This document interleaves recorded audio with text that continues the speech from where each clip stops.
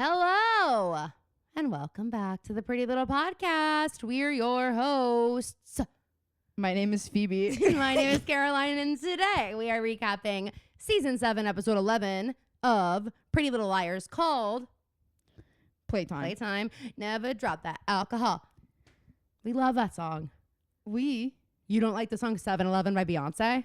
Wait, what? I'm here. Oh, I was like, Oh my God. no, for a second, like, I thought that. Hey, where did you go just I now? was confused because I said the name of that was a reference to the number, and I was like, it really threw my brain off to hear the song. I was gonna start singing the song like right after I said the number, but I was like, okay, don't mess with the flow. Let Phoebe say the name of the episode. She's gonna like start hitting you underneath the table if you don't let her speak right away. Did I pull back the curtain too much? You guys know that when we record in person, that's why we've been doing it on Zoom, is to protect myself. It's called protective measures. Right. Because Phoebe will kick me out. She'll be like, don't say that. She's like, don't say that, Caroline. And she'll like kick me out. Right now, I wish you could say the way she's looking at me. Okay, because you're a dirty, rotten liar. Oh my God, dirty. That is not rotten true. and a liar. Rotten sure. and a liar. Okay, dirty. I resent that. All right, guys. I'm on the recap. It's not as organized as I would like it to be, but it's more organized than whatever Phoebe would have done. So I'm just gonna just dive right in. Man, hit after hit. Okay. So let's start with Mona. Mona's back, and that's why we're starting with her, because it's really important. Hanna calls in the big guns, Mona Vanderwall, to help her with her plan, because obviously she had kidnapped Noel. It was a whole thing. The police were looking for Hanna. They thought she was the kidnapped one. It was a disaster. But Mona helped her. But somehow Noel still escaped, and all the girls ended up in like some fucking haunted house last episode with a blind Jenna Marshall with a gun and Noel Khan, who did end up beheaded. So that was it was crazy. We saw the head rolling around. Wild. Allie and Emily have kind of rekindled, even though, yes, I thought Emily had a girlfriend. I thought Emily was with Sabrina. So did Mose. We thought wrong. She is apparently on pause with Sabrina so that she can make out with Allie whenever Allie wants. Spencer went to go say goodbye to Toby. He built the house. He's moving with Yvonne. We're seeing the end of Spoby, or so we thought. Spencer's like, just before you go, can I stick my tongue down your throat one last time for old time's sake? And Toby's like, okay, Spence. And so they make out. And I'm like, Spencer, that was mean. Spencer, that was nasty of you. That was nasty work. That was, because now he's going to crash his car maybe, because he's not going to stop thinking about you guys kissing. And he's going to be so worked up that he's going to be driving his bride-to-be, and he's going to crash his freaking car. I'm just saying that could happen.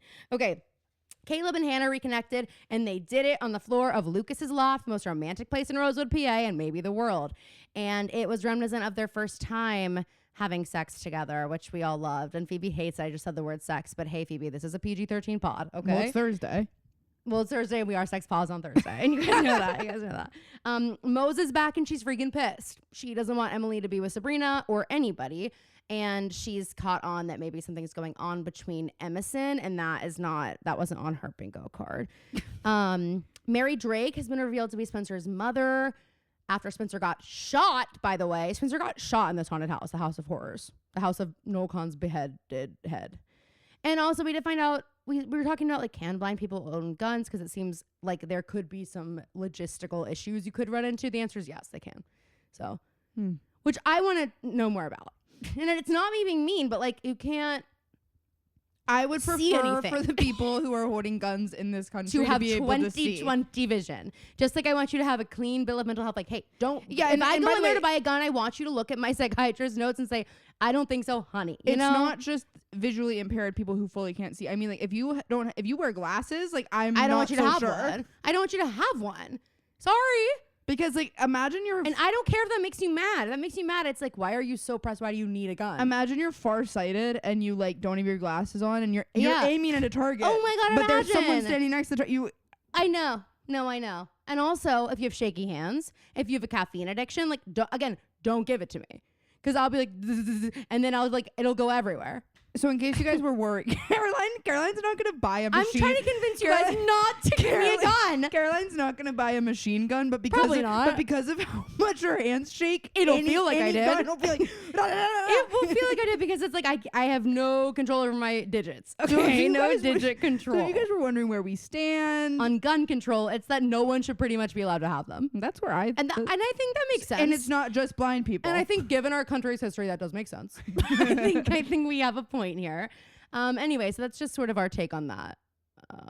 Anyway, and by the way, I do think it's super, super weird that anybody has a problem with gun control. I think it's so weird. if you get defensive about it, It's like, you're weird. It's loserish behavior. If you're like, but I need my gun for what? Hunting sometimes? That's weird. That's like, you love it so much that the idea of saving 1 million children's lives a year is like not enough for you to want to put the gun down. literally. You have to go shoot birds, ducks. Give me a break. My nickname is Goose. If you think I'm on your side, you're wrong. I saw a video of hundreds of geese marching through the streets of Indianapolis. Oh my God, that's a disaster. Stay inside. Hey, if you live in Indianapolis, you better stay inside. Did you know the geese are mean?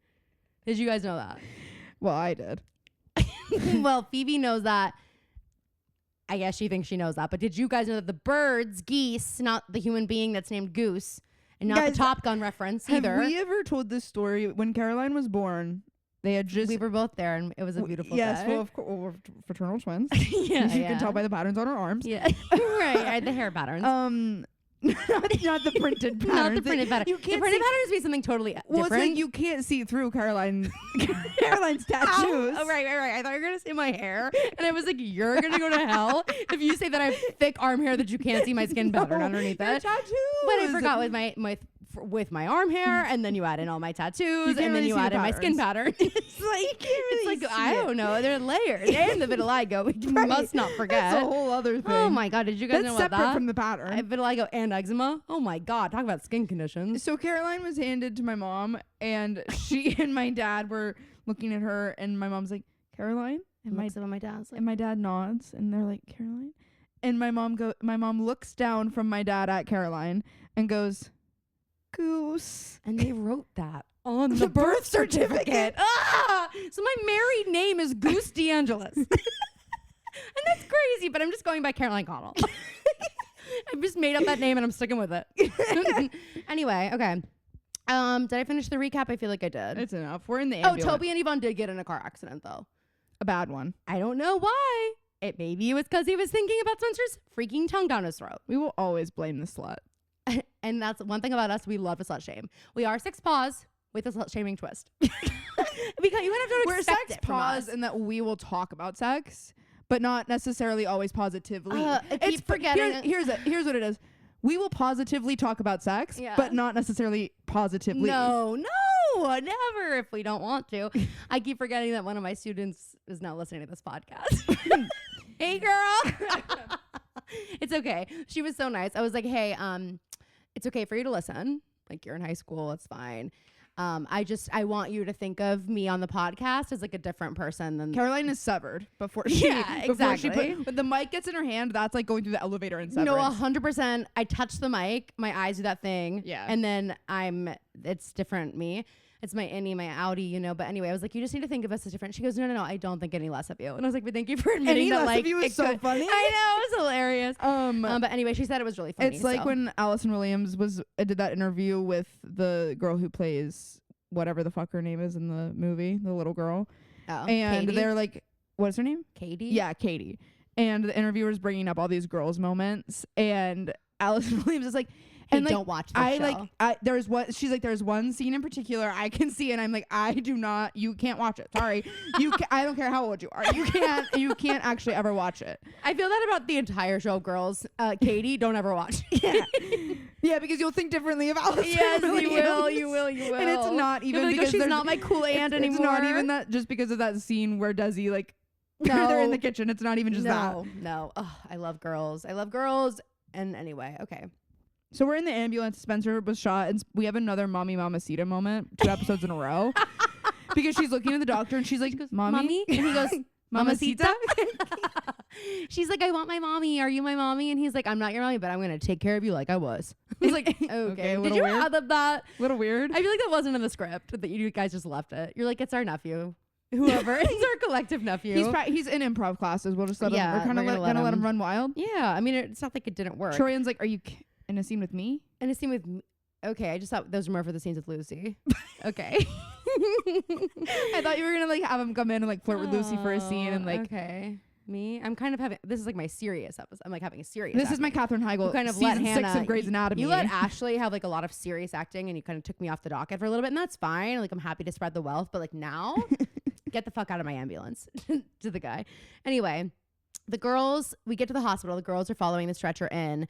Mary has run away. In the ambulance, the guy keeps going, okay, who is your mom? Who is your and Spencer's like, answer. don't ask me this right now. I am a little bit like Spencer. I know this is like gonna present some kind of identity crisis but to you. just say Vivi. But I also think you're being a little crazy about like, I don't know who my mom is anymore. Also, like, how do you even remember what just happened to you? Like, you just came to in this ambulance. That's a little you were much. just shot. And also, we don't like believe anything Mary says. At this point, it feels like take it with a grain of salt kind of thing. Exactly. I don't We know. go to the hospital. Mary Drake is missing. Jenna also is missing. And Hanna goes, Mary Drake's missing. Jenna probably walked into a closet. So funny. But they're trying to figure out, like, is this confirmation that AD was Nolan Jenna? And if it was, does that mean that this is probably over? Aria's back to her like, okay, I'm ready for this to be over. I want to get to my life now. Literally. And Emily is still in her, don't even say that. Don't even suggest that because it's probably not over. And we both know that. So they see Toby then being wheeled in on a stretcher and they're like, wait, what the fuck happened to him? Not clear. They don't see Yvonne. And then we get like 2 weeks later or something. 1 week. 1 week? 1 week, that's it? I know. Oh, that's crazy. We're at the brew. Toby and Aria, two people we've never seen have a conversation. Aria's like, wait, what's your name again? Yeah, literally. She's like, and so are you the, I can't remember You all dated- Spencer's you dated boyfriends. Are you the Spencer? guy? You Wait, dated Spencer? You're a rocking chair guy. Oh my god, wait. I just watched The Notebook and you're like the I wrote you 365 letters guy, right? You're building the house. It's like cool. It's like in Ginny and Georgia where like they can't keep track of the three boys Ginny is fucked. Yeah. And they're like, oh, you're poetry guy. Yeah. Oh, are you the guy? Are you abortion guy? Or like literally. You know, I was like, man, we're really throwing everything at the wall and seeing what sticks. No, I know. I was like, and why wouldn't she? Just I'm like, I'm sorry, immediately? if we are immediately getting rid of it, why did we even have the storyline to begin I with? know. I mean, I guess that hey, it's an Georgia could important story. So that Georgia could pretend to be pregnant in 2 episodes. Well, no, but I'm yes. like, we don't really. It's an important story that deserves to More not than be it was like given. a 30-second. Like Ginny's completely fine. Yeah. Right after. You know what I mean? Yeah. Maybe they were trying. I kind of wondered if they were trying to make it like, look, it's like not. It doesn't need to be this like life-changing But horrible I think it's thing. I agree. You know? But I do think it's important to showcase that it's not like women are just like going and getting an abortion like it's an errand. Agree. It like will affect Agree. them I in think some there's like a kind of middle way. ground. I think it's tough in the abortion conversation, which we're now having, but I feel like it's tough because you don't want people to see it as like your go-to source of birth control. You don't want people to see it as something that you can just like do willy-nilly because it does have physical and psychological impacts for sure, and it is a massive decision. However, I do think there's also a piece of it where it's like there is this like extremist culture around it where so many people want people to be scared of it and think that it's this like moral, like it means that you're a monster. And it's like for some people that is the right decision and it doesn't have to feel like you're a bad person. Can you imagine if all you know of this what I was mean? happening to Ginny and Georgia and Ginny was having a baby? No, I know. I don't mean, even mean the process this of was the right decision. Like Exactly. And Ginny can look at her mother, Loki, and see that this is the right decision. You've killed 4 people since having me. Yeah. Like, what did I do to your brain chemistry? But I do just think that, like, I think maybe that was the stance they were trying to take where, like, look, it can be this option that is seen as healthcare that is, like, a decision that you can make and it doesn't have to be, like, this horrific thing. Even though a lot of times it is like it, you know what I mean? I feel like it's tough because it's like, I think that's why depending I on was who like, you're talking to, because there are some extremist people who are like, but then there's the Orange is the New Black depiction, which I think of often with Punxsutawney and how she's like Pennsatucky. she's there like every. And like that's an example of like using it as birth control where like So I just feel like there's so many different, and that's why it's such a complicated issue. Which is why I'm like, I don't know that we needed it. Which is why I'm like, I don't know that Pretty Little Podcast needed to have this conversation about it. Kind of dealing with a lot here on Ginny and Georgia. There's plenty going on. Save it for season 4. Literally. You know? Yeah. Maybe let's let Georgia have it next. Like, let's. Well, she's pregnant. Well, now, okay, but she's having that baby. Oh, because it's gonna get one of them to stay around. Yeah, 100%. And somebody tells me she's gonna pick one of them. And then it's going to be the other person. And then she's going to be like... And 9 months later, it's going to be obvious. And by the way, they couldn't look more different. So yeah, the baby will look different. In 9 months, it's going to be very clear. Anyway, okay, so back to Pretty Little Liars. So Toby and Aria just met for the first time. Yeah, they're at the brew. Yvonne's in a medically induced coma, R.I.P.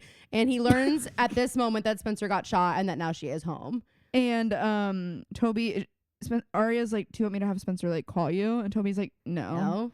She like made out with me. It was really weird. No, she's like trying to get in here. I'd rather her not have her phone. Aria's like, oh, I heard about that. She said it was kind of bad. She said you might have like lost it. She's like, oh, maybe there's nothing there anymore, and maybe like Yvonne's not a good kisser, and like taught him like maybe it's just like how she likes to be kissed. It's not how I like to be kissed, and that's what Spencer said. Sorry, so, I don't know. I mean, I don't know. Is it a bad thing? Sorry, is that bad? You're not okay. You seem upset. I can't say anything. My favorite that Aria is definitely that person in a fight who ends up Huda in Love Island who's like, oh, so I can't say anything. Just fuck me. Yeah, fuck me then. Okay, yep, 100%. So Toby says, I don't want her to worry. I want her to like rest. I don't want her to worry. And we immediately cut to Spencer not resting and worrying. and actually like doing active investigation. How on what can we prescribe Spencer crate time and like a serious can we get her on a medically induced coma? Like I'm like he's like, Spencer, you have a bullet in your shoulder. Yeah. You hear Aria hears from Toby that Yvonne's in a medically induced coma, and she's like, that was an option. Can I learn more about this? Like, I can think of someone who could benefit. And you know them. It's a rest. It's just a little rest. And Toby's like, no, I already looked into it for her. She's not eligible. Medically induced crate time is what we need. That's what we need. Medically induced crate time. So Spencer is looking through a mail slot and like windows of whose house is this? This is Mary Drake's. We're at the Lost Woods Resort. Mary Drake's apartment there, and all of her mail was piled up. You know, showing us that she's not been around. She's like, Mama? And no, she's not answering. So then we go to Z's loft. Aria's packed her bag. She is leaving. As she goes to leave, Z is at the door. I think Mike's Mike calls Z's loft the poverty loft.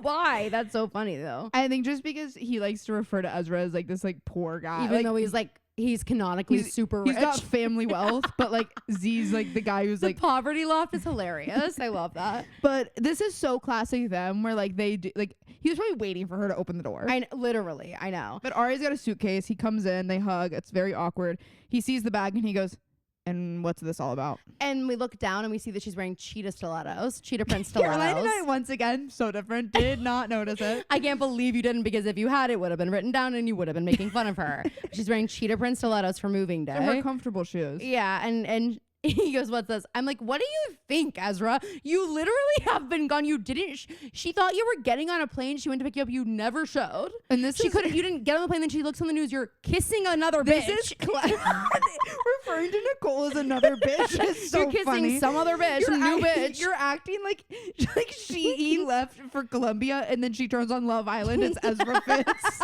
He's a bombshell on this season of Love Island and he's kissing another bitch. Oh my god! And the blindfold challenge. And the speakeasy. But here's what I'm curious about this dynamic.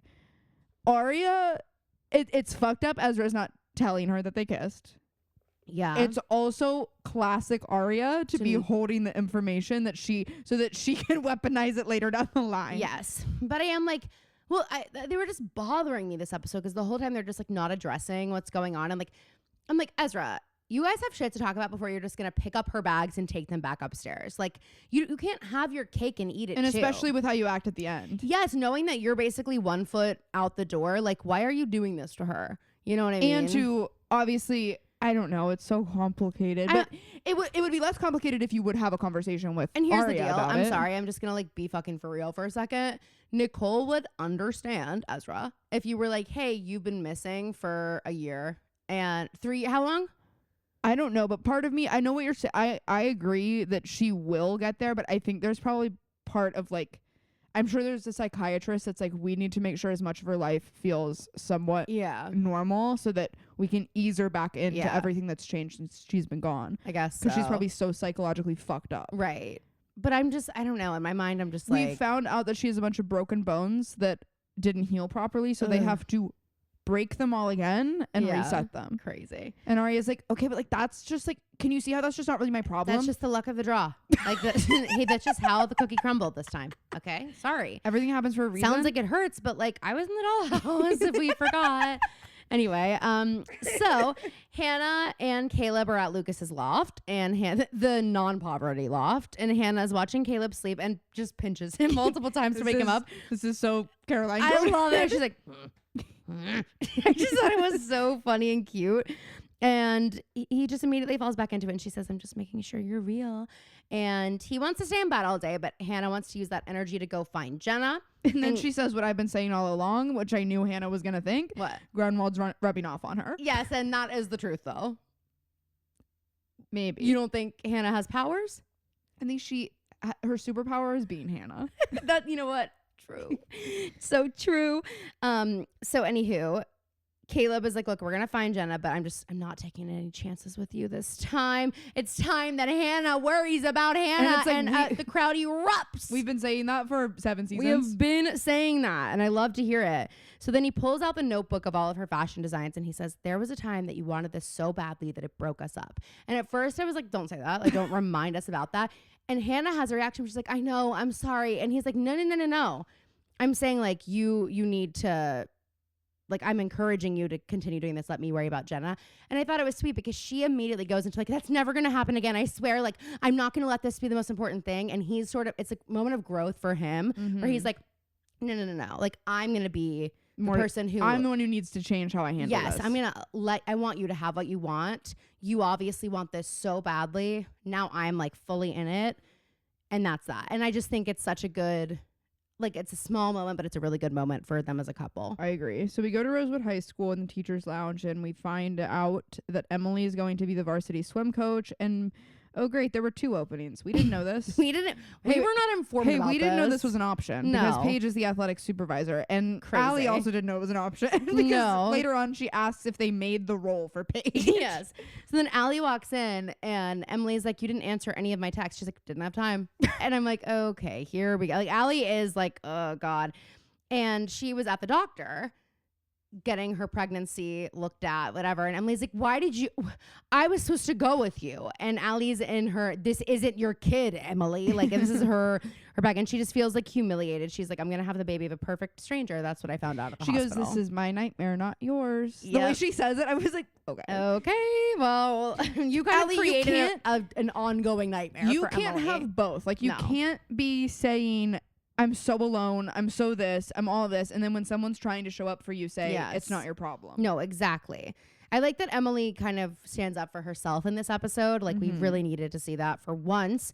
And then Allie notices Paige and immediately is pissed. Goes to class. What is she doing here? Literally, and so mad. I do think I am like, you know they don't like each other. So why every time are you surprised when I know she's like, oh, Paige? She's the new athletic supervisor. Oh, Mose? Isn't that rad?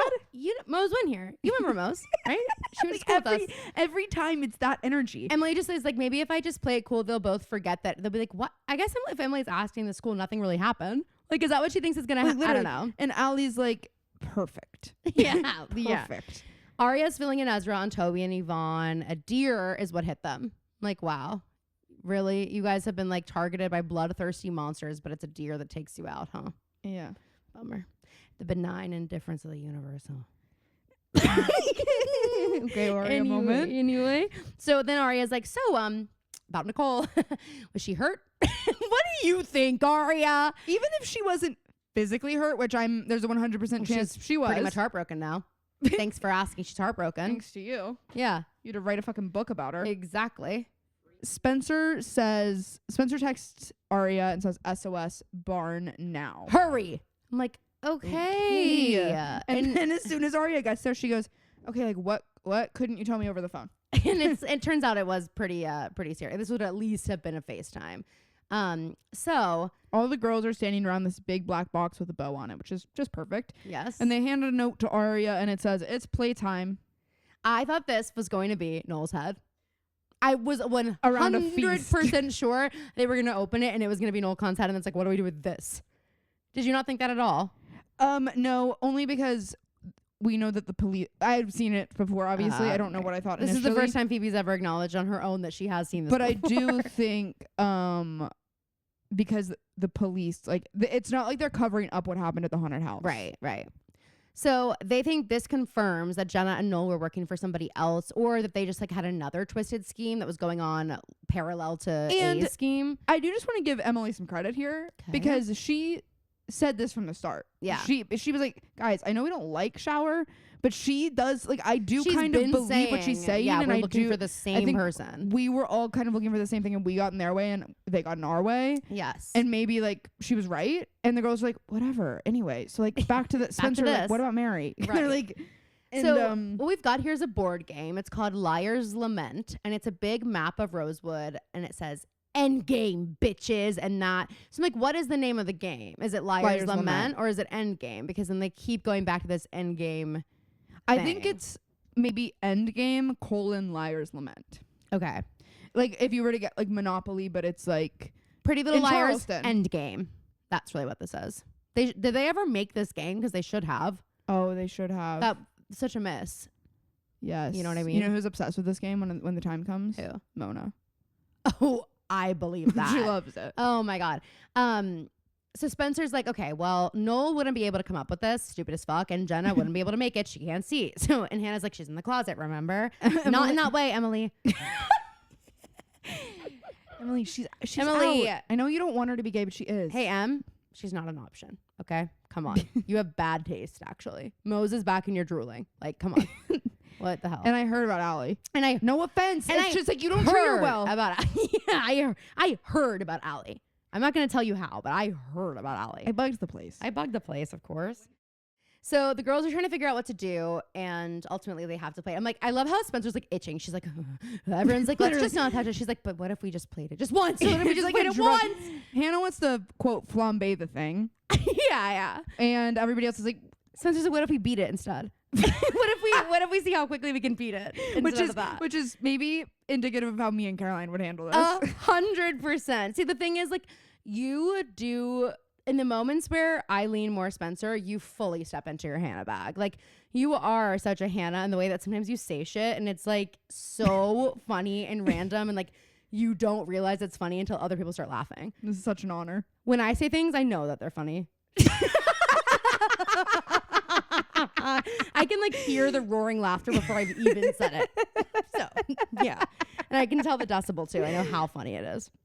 Anyway, so then we have Aria and Hannah talking about the engagement situation, and oh my God, Hannah's wearing pineapples in this episode.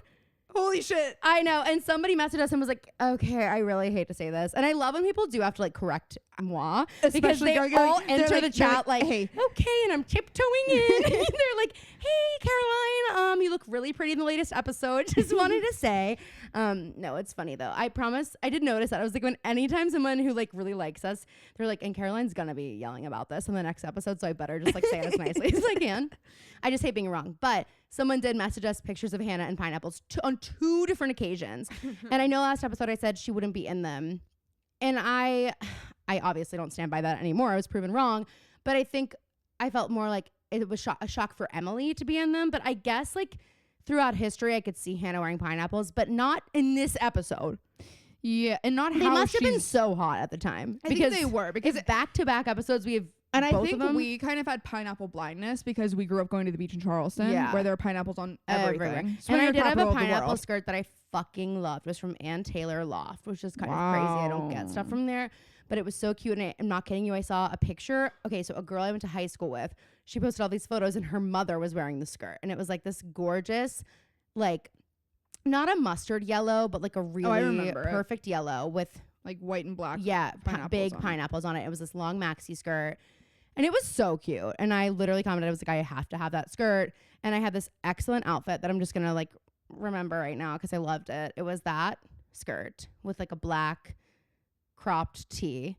And then I'd bring a denim jacket to have over. And then my Adidas Superstars and Bobby socks. Yeah. with the little lace ruffles. And I just Classic. had my little bob and I looked adorable. It was a really good outfit for me. That was but like I such did a take it from somebody's Classic mother. Caroline Connell era.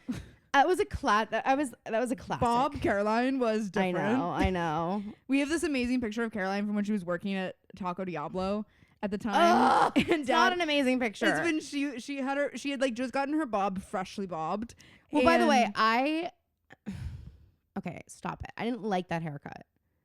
Yeah, but it was your bob era. I know, but that was me trying to like recreate a moment in time that I could no longer access. Because like when I first got my bob, I was like, this rules. And then but they were like two different lengths kind of because it's like a lob, whatever. And then I was in a show and I was like, they were like, your hair needs to be all the same length. Like you need to like cut your hair. You can't have like a trendy haircut. So they were like, you need to go get a haircut. And I got to miss stage crew lab hours. They like wrote me a note. They're like, Caroline's in the show that's opening this week. We need her to get a haircut. So I got to not go. Woo! But they liked me anyway. So that was great.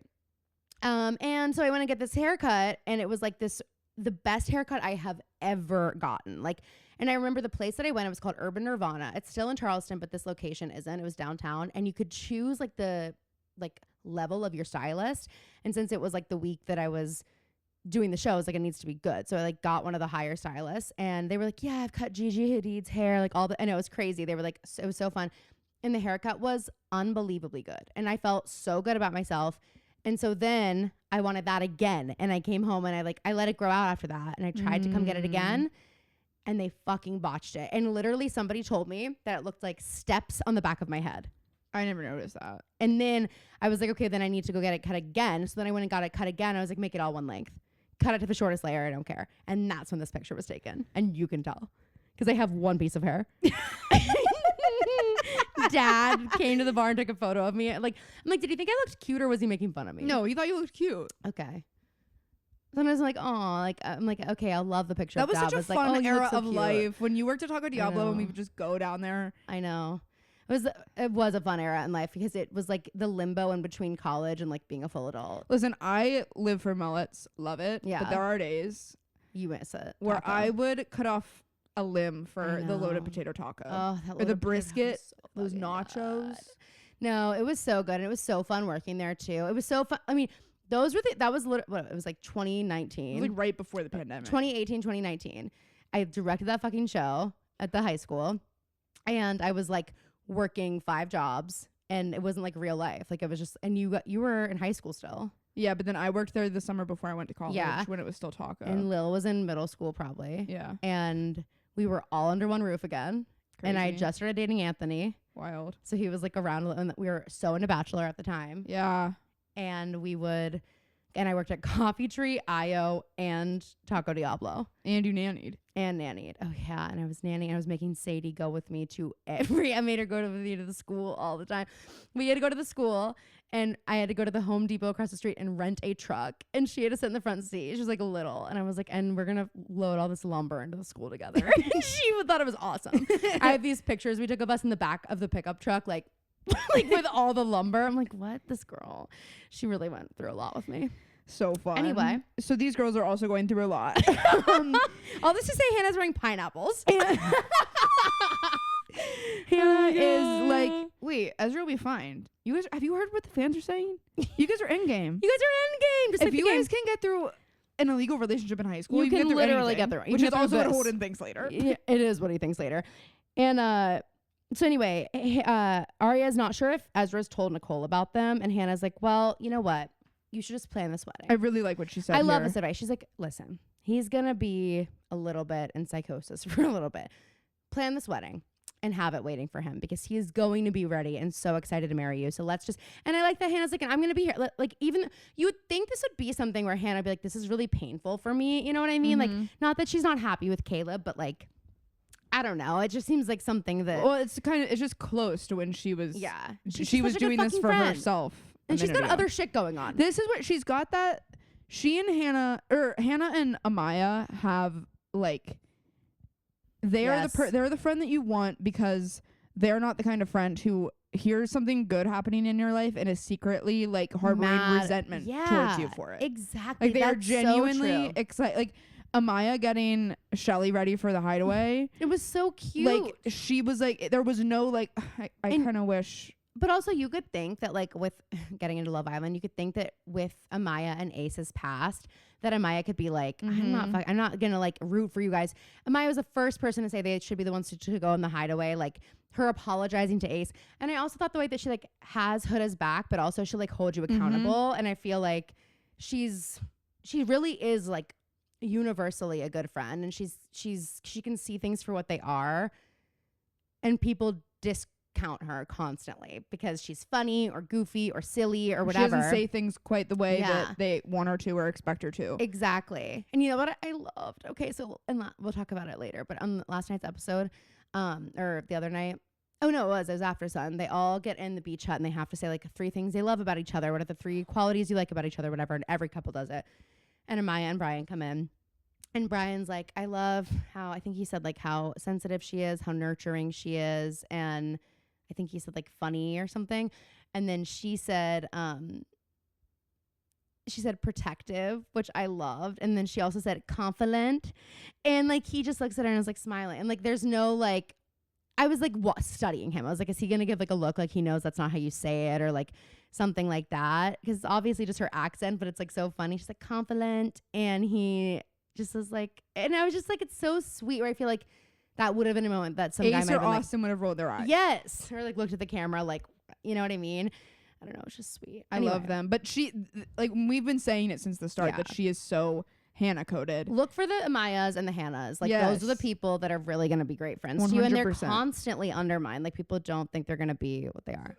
So we go to the De Laurentiis dungeon, and Allie she's been seething about Paige all day. Oh my god! Imagine being a student who like is late to class this day. Oh my god, Phoebe! No, that is. What are you doing? What have you been doing in the halls? I bet I know. Did you see it? The new athletic department supervisor. And did she try to talk to you in the hall so you'd be late to my class? You're getting written up, and so is she. Allie like writes up Mose. She's like, and for some reason Mose is talking to students making them late to my class. Mose is like, I haven't been in the school yet today. And so Allie asks Emily's here too. Allie's grilling. Allie's like, so did you like ask for this job to be made for Paige? Paige? Did you guys come up with this position for Paige? Did you ask the school to hire her? Like, how else would she have been hired? And I'm like, well, Allie, how the fuck were you hired? Like, that is not that I'm having Moses back, but like, how did you graduate high school? How do you have a degree at the same pace that all your friends do? And then this is crazy because then Allie's like, and here I am, pregnant, stalked, broke, alone. And Emily gets mad. She's like, you're not alone. Like, you have me. I won't leave you alone. Like, how dare you? She gets so pissed. And that's that moment. And then we go to what I think is Reeve Ghosh. Oh, I couldn't tell. And Mona's checking on Hanna, who is going over her portfolio, working on her sketches. And they're talking, and Mona's basically like, let's get you out there. Yeah, there's like a Philadelphia design up-and-comer competition. And Mona's like, you should enter. And Hannah's like, who is Hannah Marin? I'm like, everything? Everything to us. And Mona goes, well, if you dress the right person, you don't need a resume. Like, you just need to trust me. I'm going to figure this out. So Mona is on the case. I am a little bit like, I understand that we needed to get to this point later with their friendship where they have this conversation. But the storyline is kind of like, why? The story, yes, but also Hannah's frustration with Mona later. I completely agree. I was like, I don't know if... I'm like, chill. It's clear that the girl was just like the boss lady. Yeah. Because like, Mona introduced you to. Because like, Mona like handled this whole thing and like arranged the meetings. When Caleb goes, it seems like Mona's trying to run you off the label. I'm like, what? No, I thought the exact same thing. I'm like, it's still Hannah's designs. Like, Mona wasn't even here for this meeting. She's going to tag Hanna. Yeah, like, what are you talking about? And like, who cares? Honestly, you should have Mona as your agent and manager. I would buy from Vanderwall and Marin. Yeah, absolutely. And you know what? I bet you Mona would be like, don't put my name on it. Let's just have it be Marin, but I just want to like run the business side of it. Exactly. Like, that's all she's doing. It's like a nice, I know, I totally am with you. So, I loved this line. Mona goes, Han, do you trust me? And Hanna goes, sometimes. And Mona says, make this one of those times. I love it. So we have Spencer and Detective Floozy. The way Spencer is sitting in this scene makes it look like it's a student teacher conference and they're talking about like an essay. No, you're right. It does seem like that. And Detective Fear, what does he say? He's like, you should go visit Toby or something. Well, he's like, so have you like talked to Toby? I feel like he's like a little bit weird about their relationship. I know, which makes sense, I guess. And she's like, look, the last thing he needs is an ex-girlfriend messing with his life. I could have thrown the remote at the TV. Hey, Spencer, haven't you already done that? Like, that's the last thing he needs. It was already the last thing that he needs. Like, you just walked into his life and kissed him on the mouth, and he's engaged. Like, right before he left town, just to confuse and fuck with him. Like, what do you mean that's the last thing that he needs? You already did it. Why do you care now when you're in front of the guy that you're fucking? You're like, oh, well, I don't want you to think there's anything between us, even though... I thought it was weird. It was a little weird. And then Floozy asks if she knew that Jenna and Noel knew Archer before, like, while he was still Dunhill, but also, like, he's learned now that maybe they knew more than they previously thought. And she's like, no, of course not. And then she's like, do you still think that he's, like, in France? And he says, well, I think there's someone in France. I'm not entirely sure that it's him anymore. Right. At which point he pulls Jenna's gun out of the desk and he's like, so do you recognize this gun? And this is, I think, crazy. First of all, it was a dark, they literally turned the lights off in the house. And now you're showing her this gun. Like, there was a lot happening. She was shot. The gun's in a plastic bag. You're like, do you recognize this gun? I mean, it just looks like a gun. Like, I mean, and I've never been shot. Well, we know you haven't. But I'm like, I don't think I would be able to, I certainly probably wouldn't be able to remember, but even if I was being shot, I don't think I would clock like the view of the gun when I'm like staring down the barrel is not the same as like from the side in a bag on the table. You know what I mean? I'd be like, I don't know, it's a gun. I'm like, yeah, exactly. I'm Marco? like, it's like, I guess I recognize it as the gun that shot me. Like, sure. Allie's little slight dispenser when they were talking initially, where they're like, should we take it to the police? And Allie goes, well, Spencer's on a first name basis with Detective Fury, so maybe you should take it. Spencer does like keep herself on a first name basis with people in the police department. Okay. She's like, Toby's engaged. When I got back to town, I had to have a cop in our pocket. I was hoping we could rekindle me and Toby, but he's engaged. And I tried kissing him, didn't work. And Aria's idea. hey, I'm respectful of that. I'm respectful of his engagement. I mean, and I told Aria it was a stupid idea. Yeah, totally. So Spencer is like, I mean, I don't know. I guess it's the gun that shot me. And he's like, but are you certain that you saw this gun in Jenna's hand? Like, no, like, of course not. And who would say yes? Especially not now. I know. And he goes, because this is a 45 and Spencer, you were shot with a 22. There are two guns. One is missing and so is Jenna and so is Mary. I'm like, okay, so I'm confused then. So what are you saying? Like what? So then we go to Aria and Hanna. Saying these two dangerous people, there's still a gun There's still a gun out there. And yeah, okay, yeah. So Aria and Hanna are looking at wedding venues, and I have to say this venue we're looking at does not feel Aria at all. It has a barn. I feel like that Hanna Googled barn venues and was like, let's just look at all these. But like everything in there, I was just like, none of this feels like an Aria wedding, but whatever. And she's like, Hannah's like, okay, well, this seems like it's a great venue. Like it's a one-stop shop. We can get this done. And Aria's like, did you read the fine print? You need to read the fine print. It's like, how about you read the fucking fine print? You're the one who's getting married. Right? Why are you acting like you're on Aria's side? I'm not. Oh my God, are you on Aria's side right now? I heard her say it in more of like I don't think she meant it in that way. I don't think she did either, but I'm still like, I think she was can like, you imagine? Wouldn't she be like, wait, okay, well, I need to read the fine print. I think she was like, Hannah's holding the pamphlet, and I think Aria is just like trying to drop hints that like she's not super into this. Oh, maybe. I'm just like, it's just so classic Aria. I think she's being weird about Hanna the whole wedding thing. Well, yeah, of course. Until, of course, an old flame walks in. At this point, Holden walks in. Remember Holden? He's the guy with the heart condition. They let you know this right away because he makes a joke about having a heart attack and Aria's heart falls out of her chest. I totally forgot about him. This is his sister's business and he's a chef now. And he's like, so who's the lucky guy? And I'm like, this is so funny. Especially with the context of their friendship. I know. That's why it's funny. But it would be funny also if you ran into someone from high school who you were like, it was always kind of weird, had a weird relationship with the teacher. And then you find out they're together and they're getting married. Also, like, I think it's crazy Holden wasn't in the recap at all. That's true. Like, you need to refresh our memory before you just bring this guy in. It's been like they wanted us seasons. to be floored. They wanted us to be floored. I didn't really remember exactly who he was. At first I was like, wait, is that Alex? Yeah, I thought the same thing because he looks different. The hair is the same. At first I thought it was one of the Naked Brothers from the Naked Brothers band. I thought it was one of the Naked Brothers from the titular Naked Brothers band. Yeah, I did. But I just think it's crazy they weren't like, hey, you should remember this guy. I don't know. They just expect you think he made that much of an impression on me? He didn't. Wow. No, he did. I mean, but this was the guy you all remember that Aria went on dates with so that he could go do his like Taekwondo, which he wasn't allowed to do because of his heart condition, and she could go be with her teacher. Right. Which is still crazy that he didn't like tell the police then and there. No, I know. So she tells him that it's Ezra, and he's like, well, you know what? I'm going to give you the tour myself. Let's go. And then we go to the Radley, and Mona is waiting. Nope, we're at the teacher's lounge. Oh, right. Emily comes up to Mrs. Horowitz and goes, this is so funny. Hey, so I saw... Wait, no, you missed the hilarious part. She goes, Mrs. Horowitz? Oh, yeah. And she's like, please call me Pam. She goes, I'll try. And I'm like, that is so Emily. And it's hilarious because later Allie goes, Pam. And I'm like, is her name Pam? I think it's May. Sorry. But Pam I can is tell by Mrs. your Fields. reaction that, oh yeah, duh. But she's like, please call me May. I'll try. And then Allie's like, May. And it's just like so classic. But I'm like, that is so us. Like, I still have parents who are like, can you like, please God, call me by my first name? I'm can like, you, I please honestly God, know. let me just call you what my parents tell me to call you. It's easier for me to call you this. Thank you. Just please don't make this harder for me. I'll get in trouble when I'll I get go in home. trouble.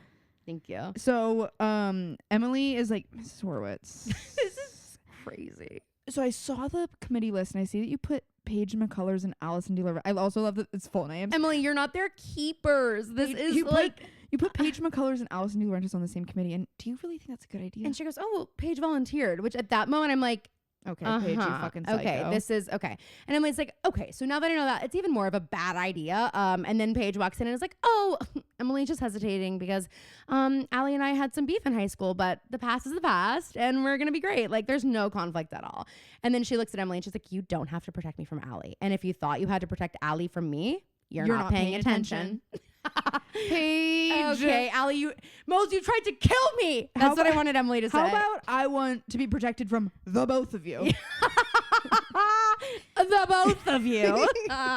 We go back to the venue, and Hanna left to go meet Mona, and Holden's gonna take Aria home, and then they just keep talking about the wedding. He's like trying to ask her like easy logistical questions about the wedding. She can't answer a single one. So we go to this is when we go to the Radley. Mona's waiting for Hanna and introduces her to Senator Daley's daughter, Catherine. And Hanna voted for Senator Daley.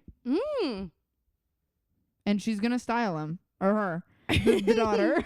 And she's going to style her. She's doing a fundraiser for her dad. So they're going to meet at Hannah's studio. Which is, Mona says, you'll just meet at Hannah's studio. And Hannah's like, the studio? And Mona's like, yep, your studio. And Hannah's like, perfect. Because Hannah's like, Mona will figure this out. But also like the loft, it totally works. Exactly. We go to the Hastings Castle. Spencer comes home to see, because, Vivi. It's been a week since your daughter was shot. You're just now getting home. I thought it was crazy even yesterday when Spencer goes, I'll talk to my mom about it all tomorrow. Yeah. I was like, she wasn't on the first flight. And I don't believe Daddy Hastings is still not gone? back. Oh my God. I'm like, this really isn't helping for the conversation y'all are about to have. No. And Vivi's like, Spencer. If I'm Spencer, I'm like, save it. So save it. Save it. Who the fuck even are you? Save it. My mom? Yeah, right. Yeah, right. So Spencer and Vivi hug, and like Vivi hurts her shoulder. Spencer goes, you're hurting me. Spencer's being very cold. And Vivi's like, so what the heck happened? And Spencer fills her in. On everything since like the Archer stuff. Yes, as fast as she can. She tells her about Archer, Noel, Jenna, Allison, all of it. And then Vivi's like, well, how are you? And Spencer goes, that's going to depend on the next few minutes. At which point... You want a glass of wine? Yeah, exactly. She says the name Mary Drake, and Vivi's like, where is she? Like, Vivi, I mean, if you wanted to seem like this wasn't the truth or whatever for even a moment, Vivi, you failed, because your reaction to hearing the name Mary Drake told me everything I needed to know. And Spencer's so funny. She goes, Mary is temporarily unaccounted for. Oh my God. And Spencer tells Veronica what, I've never called her Veronica a day in my life. And don't start now. Spencer tells Vivi what Mary Drake said, and it's silent for a second. Vivi's like, huh. And Spencer goes, now would be great time for a denial. A denial. And Vivi's like, look, okay, Mary Drake is clinically insane. But she doesn't deny it. And Spencer says, that's not really a denial. So then Vivi fills her in. So here's what happened, everybody. I'm so glad you wrote this down. I knew you would. Yeah, well, you can count on me. Jess D knocked on the door one day, and she was like, look, I have to tell you guys, I have a sister. She goes, she knocked on the door as neighbors do, and they need to borrow a cup of sugar or a husband. So good. I do love that even through telling the story that is going to alter the trajectory of Spencer's life. Yeah. She's like, dig in there. All the snark she can pack in. It's so Hastings. So she's like, Jesty knocked on the door. She said that she had a sister, a twin sister, and that the sister had problems. And I didn't understand why Jess was telling me this. And then Jess told me that Mary was pregnant and that they knew who the father was. It was Daddy Hastings. Can you believe it? He was in a restaurant, thought he was meeting Jessica, and Jessica walked in, but it was fucking Mary. I don't think that he thought they were meeting. I think that she just walked in and then they had another hookup. Okay. And Spencer, what's killing me about this whole thing is that Spencer is most floored that Veronica stayed with Peter. Which I kind of loved. Spencer goes, Dad did this to you again and you let him? You were a part of it? Like, and that is where it's like, she just wants to be like, fucking love yourself. Like, what the hell? Like, it is. And then Vivi's like, listen, like we had built something together. Like we had a family. I couldn't stand the thought of that baby disappearing. And so I spoke to Judge Khan and we made arrangements. And Spencer's like, I don't know how you stayed with this man. And that's when she's like, well, we have Melissa and you. And then we get the flashback to the day that Spencer was born. And I do have to say. And she's in a top hat.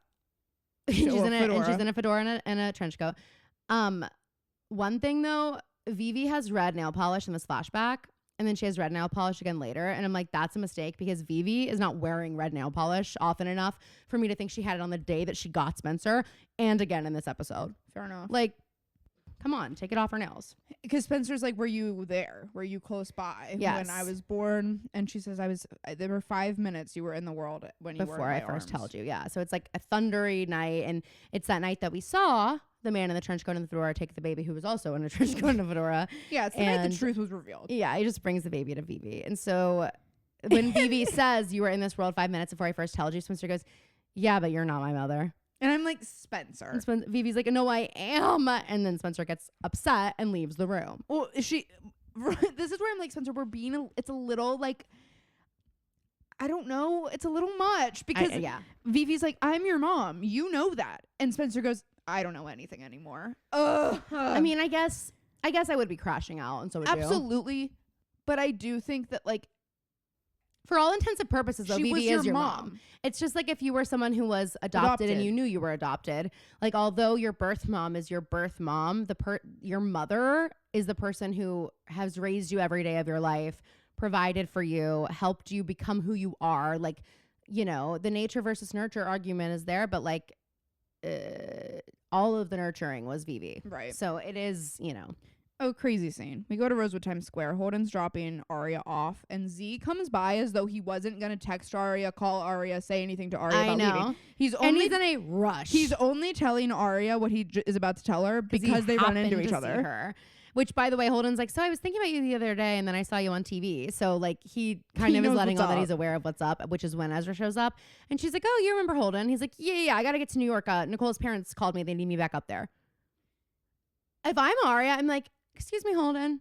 Hey, we need to fucking talk before you just go to, how long are you going to be gone? Are you ever going to come back? Why did you bring my packed bags up to the room and unpack them? Now I have to pack them again to leave you. And also, it's like, is this part of trying to make things feel normal for her? But she's in she's in a facility. No, but what I mean is that, like,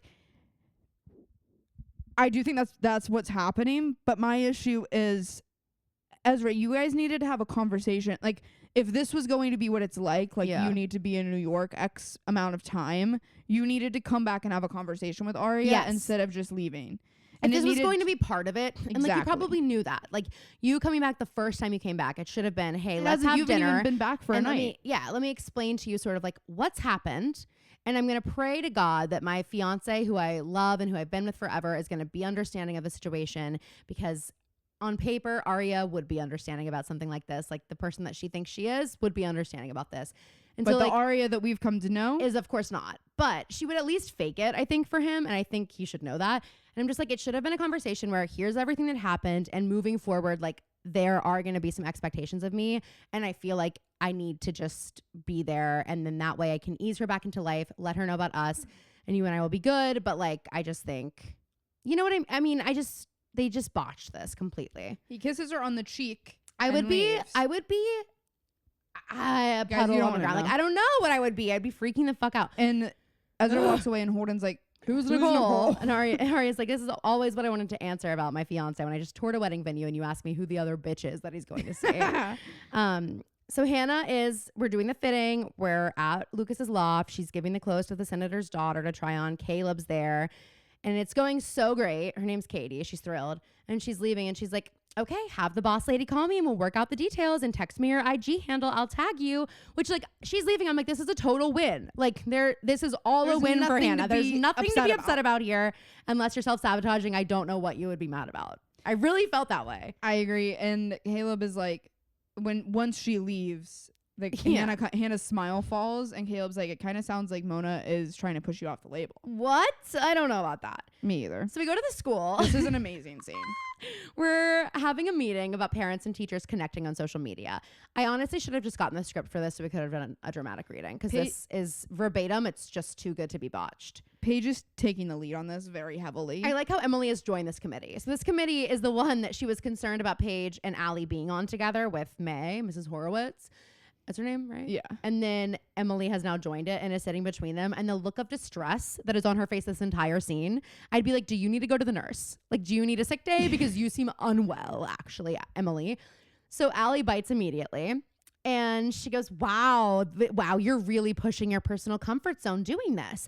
Some of us here remember what you used to be like. To Mose. And then she looks at Mrs. Horowitz and is like, I mean, you remember. I wrote down, I don't know if someone really said this, but I wrote down, Allie, are you really doing this in front of a teacher? There's somebody else here. You work here. Why are you doing this? This is not a good look. As far as to say, you remember all that pent up aggression. And she brings the other teacher into the conversation. She's like, I'm sorry. You remember, right? It was more than team spirit, right? Like, crazy. Then Mose goes, well, I bet Mrs. Horowitz, also calls her Mrs. Horowitz, which I thought was a funny detail, remembers you too. Pretty unforgettable. Allie goes, thank you. Immediately. I was like, oh, and this is how I know Paige is out of her league, because that interaction happens. Allie says, thank you. Without missing a beat. And Paige does take a second. She goes, not a compliment. I'm like, okay, that's not an adequate answer to the artistry that was thank you. Pretty unforgettable. Thank you. Like, immediate. I was laughing so hard. It was so good. And then May is like, maybe we should have a break. And Allie goes, sure, if Paige needs a break. I understand her being a little overwhelmed. And Emily goes, stop it. I'm like, Emily, okay, now you need to fucking chill. Like, this is crazy, Emily. Emily flips the table. Emily rips her hair out in clumps. She's like, I need a red velvet cupcake. Sabrina, get in here. Red velvet me. Opens her mouth. We find out Sabrina's been outside the whole time. Yeah, she jumps in through the window, shoves a red velvet cupcake in Emily's mouth, and was like, okay, where were we? Oh my God, that so fucking funny. Stop it! Like, if I'm the teacher, I'm like, you're all fired. Like, I don't have the authority to fire you all, but you're all, don't come back. So fucking funny. Still can't get over thank you. Thank you. Oh, it's so good. And the icon, and I'm just like, Mose, what were you thinking? Allie's never gonna lose a verbal altercation, or probably physical. Well, against Paige, against Pigskin. maybe. But Allie's gonna take her down on the inside so much so that she has no strength left. Like, she's like, I'm just so depleted. I don't even want to fight. I'm just like, you know what? You're right, Allie. You know what I mean? Allie's gifted. Yeah. Oh, I want to go to Allie to the Rentis and Blair Waldorf finishing school. It was so Blair. The thank you was very Blair coded. Sure, if she's a little overwhelmed, absolutely. Yeah, no, let's take a break. Oh, it's so fucking good. I did realize in the last episode, I think it was, I listened to some of it, and my Allie is getting good. Not in this episode, I'm not doing well, but it's always been good. The last one was good though. I feel like finally season 7, we're hitting it. Anyway, so Spencer's alone in the barn and she gets a text. Would you like to get closer to your mother? Play the game. Don't have to tell her twice. AD is having the same thing that Spencer is doing. They're both like fiending. Yeah. A is like, when are they going to play the fucking game? It's giving Euphoria, Rue with like the Jolly Rancher, like Spencer trying not to touch that fucking game. And that's also AD like waiting. AD is like, okay, how soon is too soon to send the first text to get one of them to play? Like, what's desperate? Yeah. Her deciding whose house to send it to. She's like, oh, it needs to live in Spencer's barn. Spencer. Yeah, it needs to be in Spencer's barn when Spencer's the only person in there. I need that to be the situation. So she drinks her wine, goes to the box, turns it on. And you have to like put the phone. I'm like, okay, this is an expensive game. Comes with an iPhone. Put the iPhone in the middle of the game and it says truth or dare. Almost chooses truth. Chooses dare instead. Visit a sick friend, get a reward. Toby's photo on the thing. She has to go visit him. So she wastes no time at all. She's there immediately. And I am like, okay, I'm going to keep playing though. Like after, I'm like, okay, what's next? Like I would be so into this. I'd be like, the other girls need to get here so we can all play. With the way the thing comes out, I'm like, wait. It's really but Hannah, immediately when the thing came out, I was like, okay, let's break this open. Yeah, exactly. My immediate thought. But then I was like, oh, it'll probably blow up. Like something will happen. Something tragic will happen if I try that. Yeah. So we go to the hospital. She sees Toby. They hug, and she's like, "Hey, I meant to call." And he's like, "I was good." She's like, "I was shot, so I didn't. Why didn't you call?" I see you have a perfectly capable. Yeah, two you arms. look fine to me. You look actually really built and hot. Do you want a kiss? So they catch up about what happened to each of them, and she's like, "How is Yvonne?" He's like, "Not good," and he's totally blaming himself. And he says, maybe this town, they're talking about how like Rosewood just keeps people here. And he goes, maybe this town has to disappear before we can leave. I said, okay, bomb it then. Okay, what does that mean? Okay, this town has to disappear before you can leave? That's not going to happen. Towns don't just disappear. Think you guys are going to have to disappear. Yeah, you guys are going to have to go. And then she quotes Gatsby. Did you catch it? Well, I only wrote what she said. She wrote, maybe. What did she write? What did you write? She wrote, maybe. No, that's not a Gatsby quote. Well, I know. She wrote, so he beat on. Oh. Boats against the current. And then I wrote the rest of it without even having a look. Born back ceaselessly into the past. You guys know, that just made up for any moment I've ever had that was Aria. By the way. If you guys were sorry, curious. If you don't have the last sentence of The Great Gatsby memorized, did you go to 11th grade English? Yeah. You don't know the last sentence of that book? No. I feel like everyone does. It's like so famous. So we beat on. It's so famous for people who Boats majored in English. The current, born back ceaselessly into the past. It's a beautiful quote, though. You think about it. It's true. And that's what they're doing. They're beating on boats against the current, but they can't help it. They are pushed back ceaselessly. Certainly boats against into the past. They can't. The waves aren't going to let them go all the way. Mm-mm. Same with Gatsby. Ever heard of it? Well, yes. And also with Spencer and Toby, something tells me they're just going to keep. Oh, that green light is on. Oh, the green light. Also, I just sent Phoebe. Don't tell anybody. I just sent Phoebe the script to John Proctor is the Villain, the show that Sadie Sink is in on Broadway right now. The play. It's so fucking good. And Green Light by Lord is a huge piece in it. And they have this like whole It's like, honestly, it's like an English major's dream play. Because they're literally like, they're talking about the Crucible and Gatsby. And half of the show takes place in an English classroom. It's gorgeous. And Taylor's a big part of it too, right? She's not that big of a part of it, but they mention her a few times. But Lord, the song is definitely like they play the entire song. Love it. Like it is in the stage directions at the end that the entire song has to play. And the stage directions say like, it's worth it, I promise. Like this is how this has to happen. The song has to play. This has to be happening on stage. And you need the entire song to get to the point that we needed to get. And like, I was like, I'm just love with that song being like, celebrated that way because it is just, but I'm also glad this play came out after my wedding because I don't know that I would have wanted it to be my last song at my wedding. If I had it in my head, even though it was the perfect last song at my wedding. Yeah, it was great. Anyway, we go to the De Laurentiis dungeon and Emily is like, okay, what was that? Yeah. Emily's so mad at Allie.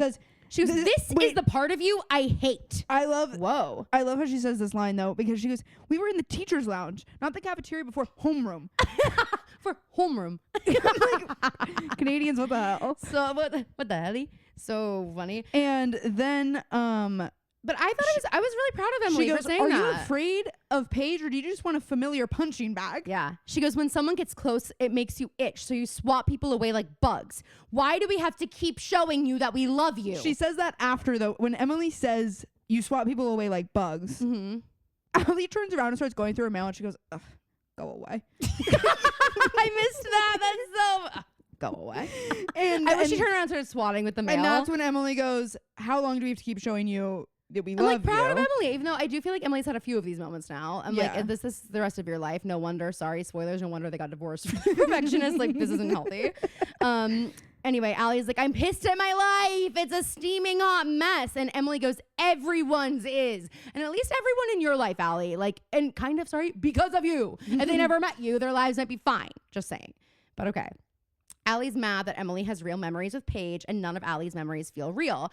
And then Emily's like, so the kiss the other night, like, why did you kiss me? Did you want to, or you didn't want me to leave? And Allie goes, I don't know. And Emily says, please don't kiss me again. not until you know. And I kind of wish that she hadn't said not until you know. Please don't kiss me again. Like that would have eaten. I like the emphasis on no though. Not until you know. I know, but it's like it just leaves that door open for Allie to know that like it's not that I don't want to kiss you. I want to be with you, but I want you to know. And it's like I kind of feel like, hey Emily, if you want Allie to want you, you would need to say, don't ever kiss me again. And she would have been like, but I want you right now. My lips are so dry. Please, can we kiss? Like, you know what I mean? I feel like that leaving that open was like, and I'll be waiting for you. You know what I mean? And I hate that, but I get it. We go to Lucas's loft. Mona comes in. Hannah's pissed about the thing.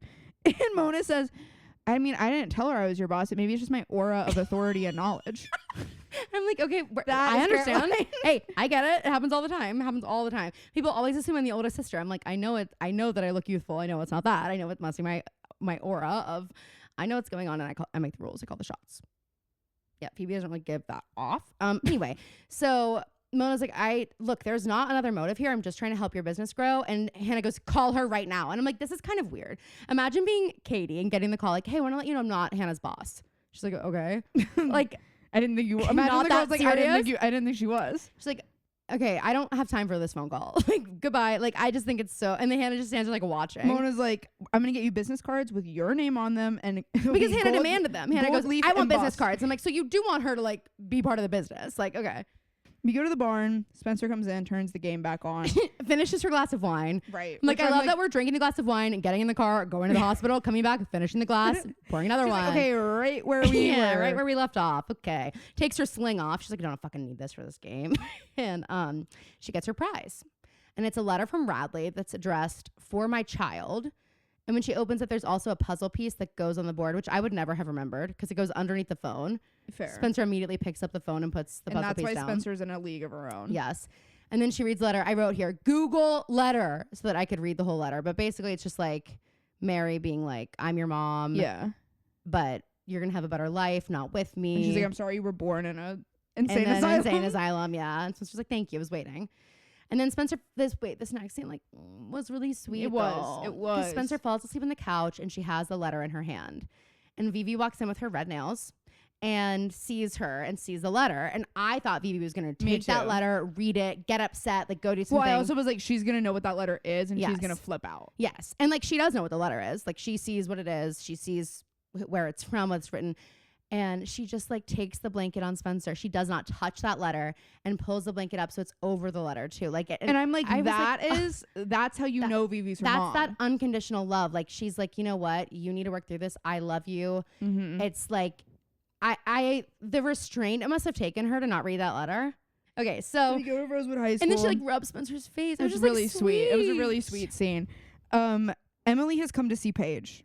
Wait, this is so funny.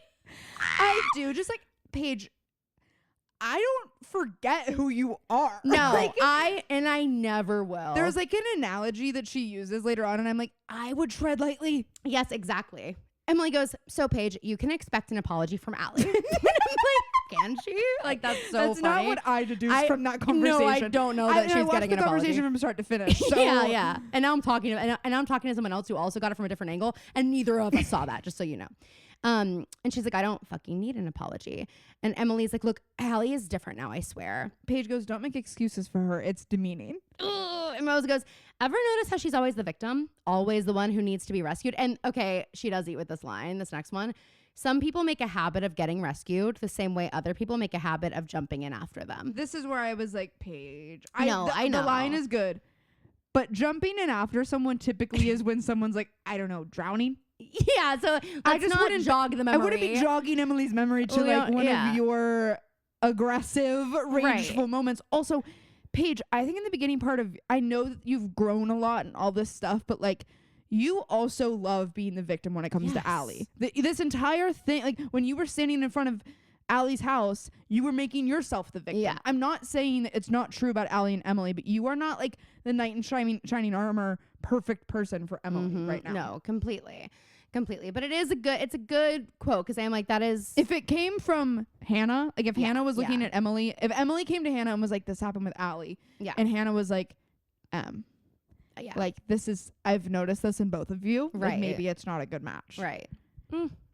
So anyway, then Emily gets a text. All the girls are now at the barn. And she gets a text, and obviously she ends up going to the barn with everybody, but it gives the look of Allie texted her and was like, hey, I need you in the exact moment. Yes. Because Emily like Emily jumps in after her. Emily looks up from the phone and is like, don't hate me. I know this looks really bad, but Allie needs me. Yeah, literally. So all the girls are at the barn. Hannah's pissed that Spencer played the game without them. And Aria is like, no, because Hanna goes, what gave you the right to play more than any of us? And Hanna goes, Aria's little like, focus. Aria says, I think the letter. Yeah, a little focus, guys. Aria's like, I think the letter gives her permission. And someone says, we don't even know if that's real. True. But Spencer goes, I behaved like a bastard. I was like, okay, good one, Spencer. Her new identity is going to be. So, and I wrote, I'm so Hanna, because I also thought they should just smash it. She's like, let's get a crowbar. Let's fucking get in here. Let's see what else is in there. But obviously it would freak out. And as they go to smash it, it starts like flashing and making an alarm. And then a video of them digging up Rollins' body. Hey, remember what me and Caroline said about this when we saw them doing that? We're like, maybe bad idea, girls. Hey, bad idea, homies. Yeah. So also, why is like the SpongeBob font? Dude, I know. Did you notice that? It says winner take all. I'm also like, isn't winner takes all? It would be. The winner takes it all. Like, winner take all doesn't work. Yeah, isn't that ABBA? Yeah. Yeah, they say can't stop playing now. Winner takes it all. Takes all. And it is a SpongeBob font. Yes. We have a very weird, bizarre A scene. Really we're in weird. like an abyss. Yeah, it feels like we're in the sunken place, literally, or we're in the Inside Out when 11. It feels like when you're in. watching a play and they have a spotlight black on box. just Yeah. one, but you're in the black box. It's pitch black everywhere else, and Jenna's sitting in this like leather wingback chair and is like, so what's going on? She's at like a tea party. She's drinking tea, and then there's someone with, there's someone in scrubs with like gloves, surgical gloves on, who's bringing her Jenna doesn't have her things. glasses on either. She does appear to be blind. Yeah, she can't see anything, and but she is holding this like really nice like antique teacups. I'm like, where the fuck with the scrubs? I don't get it. And then go ahead. And then she's like, tell me about the game. Like, you told me today you would tell me about the game. And then they hand her a binder with Morse code that is explaining all of it. And she gets Braille. It's not Morse code.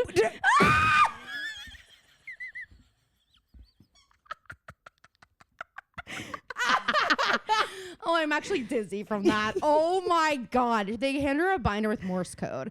Morse code is boop, boop. You listen to it, actually. I know that. I do know that.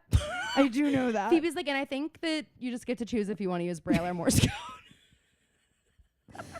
Oh my God. Okay, so anyway, Jenna gets a binder with Braille, and she starts reading, and you just see her eyes like, holy fuck, is she's reading? She gets the craziest smile on her face. Yeah, and then she goes, end game. I'm like, that's maybe probably I wanna be an end me game. knowing the shit that she's reading. I'm like, that's not the word I'm hung up on. I'm not ready? like. Wait, here we go. 1, 2, 3. Oh, Big reputation. Big reputation. Ooh, you and me would be a big conversation. Ah, and you heard about me. Ooh, I got some big enemies. Yeah. Big reputation. Big reputation. Ooh, you and me big. Ah, and I heard about you. Ooh, you like the bad ones too? Or you like bang? Wait, which is like. Taylor. That is by definition reputation era. You for like the bad ones too? Because it's like the idea of Joe. She's like, the bad one. You like bad ones too. Well, remember, his buzz got her hair bleached. Those are their bad girl She was a eras bad for one. both of them. She was a bad one at that time. And he was a bad boy. Even in my worst times, you could see the best in me. And I woke up just in time. And I wake up by your side. I think she threw that line in here. I'll say it. I think she threw that line in there the same way that I think we both think the alchemy was about Maddie Healy, and she rewrote it to be about Travis. Yeah. I think we threw in buzz cut, hair bleach, so that people weren't like, wait, this song is Tom. No. Ew. You know who I think the song is Carly? about? Of course. Oh my God. Also, I have a blind item to tell you about. I I have a blind item to tell you about that I'm not going to say on mic. Oh my God, did you 'Cause guys hear that? Because I don't want to be. Don't you wish that you could be a fly on the wall? A creepy little, sneaky little fly on the wall. Okay, why Did that song come out? Wait, hey, Last Culture Resource Awards. Where is that? And just that specific fly on the wall, just that little part. And I can see Matt and Bowen doing their little announcements and like completely serious, and then they go, contenders for most iconic, whatever. I don't know. And this is why this is their job, not ours. Yeah, I can't do it off the cuff. Some kind of song, and then they go, "Fly on the wall." Next. Miley Cyrus. Miley Cyrus. Yeah.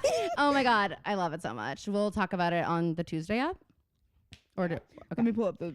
Or we could talk about it on Popcast on the Patreon. I'll talk about it whenever, wherever. Whenever. Okay, I am like literally in my musical bag today. But no one knows I'm a singer. Don't make me sing. The other day, Addie was like, would you guys like please sing at my wedding?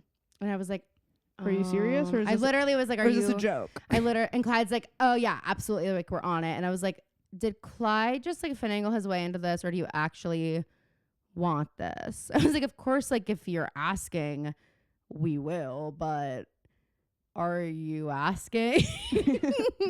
All right, season 7, episode 12. These boots were made for stalking. Whoa. Emily butts heads with you. You're hearing this right, Addison, who may be connected to a familiar foe.